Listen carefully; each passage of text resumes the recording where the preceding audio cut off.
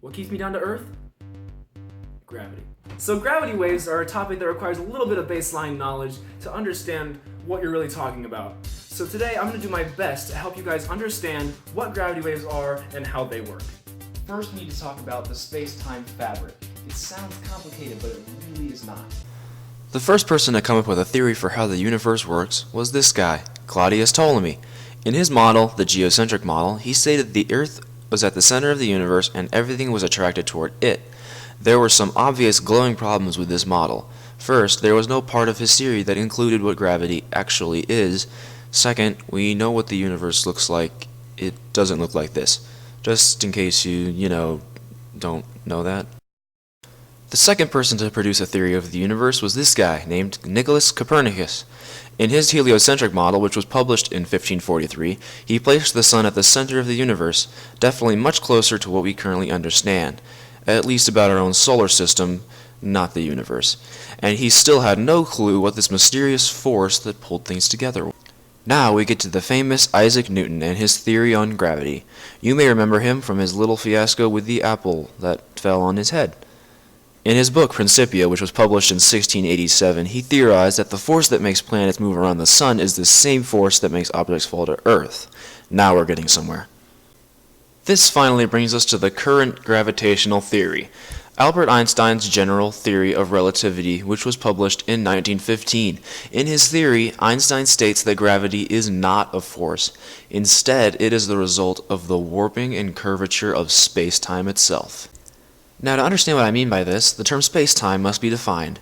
Picture space as a huge grid like this, only two dimensions for now. Every single point in this space experiences its own perspective of time that is relative to its position. Therefore, you ready for this? Space and time are not different things. Instead, they are different properties of a single thing called space-time. So now, hopefully you understand what space-time means, and I can move on to warping space-time.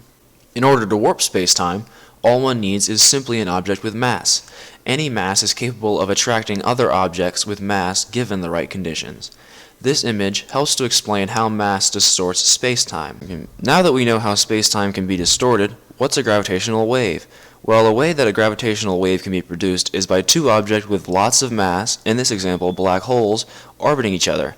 This literally creates waves, not unlike waves in the ocean, but through the space-time fabric.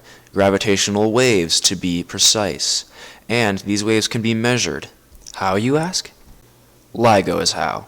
This is LIGO. LIGO stands for the Laser Interferometer Gravitational Wave Observatory. Yeah, it's a mouthful. LIGO measures gravitational wave activity by firing a laser from the laser source through a beam splitter.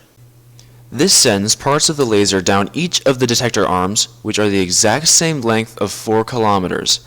The lasers are then reflected back by a mirror in each end, and if no gravitational wave is present, the lasers are recorded to return at the exact same time. But if the lasers were to come back at different times, there's evidence of a gravitational wave, because the curvature of the space-time would cause one of the arms to be temporarily shorter than the other. The legitimacy of the records are then further solidified by having two LIGO locations, one in Livingston, Louisiana, and one in Hanford, Washington. Well, this is all fine and dandy, but up until the point of all this research, there was no proof that any gravitational waves existed. Yeah, I just kind of did that with my cup. There's nothing in it. But wait, on February 11th, 2016, they got a recording from both LIGO receptors. That's my birthday, by the way. Proving their existence. This is a huge step in our journey to understand more about the universe. So now to end off, I have a fun fact for you guys.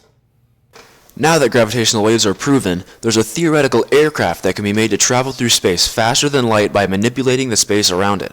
This visual helps to show that the ship creates a gravitational force in front of it, resulting in forward motion. This shrink in space-time can theoretically lead to a speed that exceeds that of light itself. Thank you guys so much for watching. I enjoyed making this video so much. Huge shout out to my friend Caleb for being my cameraman. I hope you guys learned something. Peace out.